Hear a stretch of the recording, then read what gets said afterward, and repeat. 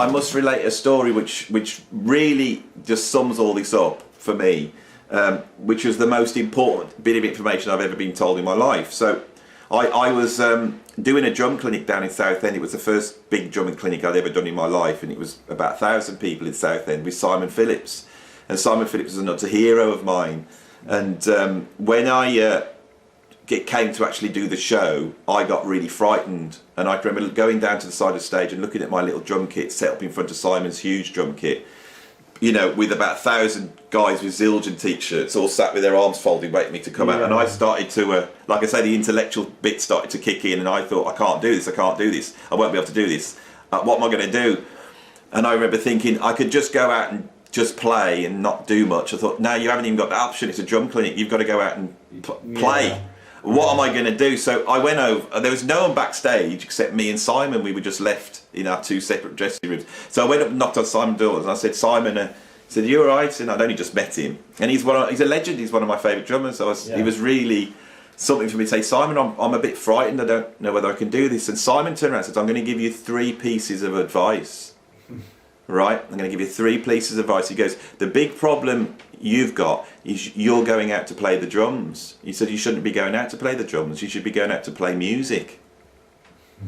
And straight away I was like, oh God, yeah. And then he said, the next thing is when you go out there, you want to do everything that you could do. He says, if you're any good, you can't do that. So he says, just try and do something good tonight. You don't have to do everything, just do something cool and make sure it's musical. You know, play music, play a piece of music on the drums rather than, and make sure it's a statement just for tonight. And that was really great. And then he said the one that it really worked for me. He said, when you start playing, imagine that in front of you, you've got a gauge, and that measures the intensity of your playing. He said, so you start playing and the gauge starts to go up. He says, when it gets to sort of up halfway, he said, knock the intensity back. And then he said, it'll creep up again. He said, then just knock it back. So I was so stressed, I went out and did precisely that. I thought, I'll play some music, I'll try and make it musical, I won't try and do anything, I'll just pick on one thing. And I decided to do like a half-time shuffle. So I'll just go out and do a half-time shuffle, start there. And I can remember I went out and started to play this half-time shuffle, so I just went in, and I thought, what am I going to do now? They expected a fill. And I thought, well, don't play it. And I went,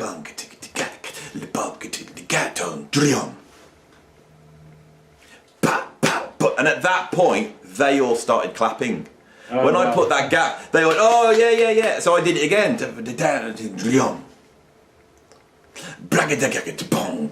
And I kicked in. And they all clapped again because I was musical. I'd use space. I'd use all the stuff that we all know is the building blocks of music, you know. And every time that I do a fill, and every time the fill, I start to get a bit, because my confidence grew, so I thought I'm going to try and and then I thought notch it back down. By the end of it, I was just burning. I was burning all over the kit. I was just on fire. Then I remember I stopped playing. And I got up to walk off, and Simon was actually stood on the side, and he was laughing and clapping. He went, Jesus, Andy, he said, where's that come from? And I thought, where's you? You just told me, you just gave me the secret of how to do it, you know. And I think, so that's that there. I know we've talked a lot of intellectual stuff about balance and all, and that's really trying to deal with theory, I think, and not letting theory become the master. It remains the method.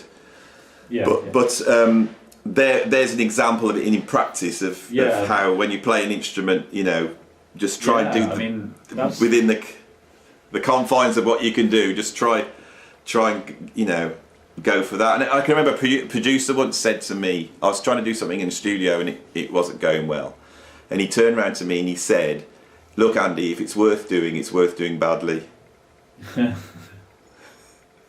Which, if you think about it, and there's a parallel story to that, to Jimmy Page was in the studio once trying to play this quite hard guitar lick and he couldn't get it, and he got it down, messed it up a couple of lines, then he turned around to the engineer and says, they'll get the idea. They'll get the idea, yeah. So and I think it's you know, when we're talking about stuff like this, it's quite important just to remember that balance, you know, when you're learning the instrument of You know, because if not, you'll get so overwhelmed with self-loathing, because you'll just end up comparing yourself to everybody who's apparently seems better than you. You know, I think this is the problem with music. It's, I think. I can totally relate to what you're saying. We all can. Yeah, but I mean that was some amazing performance technique advice. I think of that as performance technique. Different things to remember. Because there is a tendency to sort of try to push into what your sort of top gear, or you so desperately want to get there. Partly, I think, because you feel like it's almost like turning up to a party and like you want to tell a really good joke, or you want to make someone laugh, because as soon as you do that, you know that you'll relax a little bit. So it's like, if I'm playing as soon as I do something complicated and really impressive and I pull it off and everyone's impressed, I know after that I'll feel more relaxed, because then it's like, I know I've kind of got that, sort of tick that box now, and then I can sort of relax. But actually that's not really the best way to approach it, because then you're kind of like, you're too eager and you're too desperate to sort of get to that place, and it's not going to come out as a natural expression of what the music was needing at that point, or it's going to feel like you just kind of tried to purposefully do something complicated. You've said something profound there.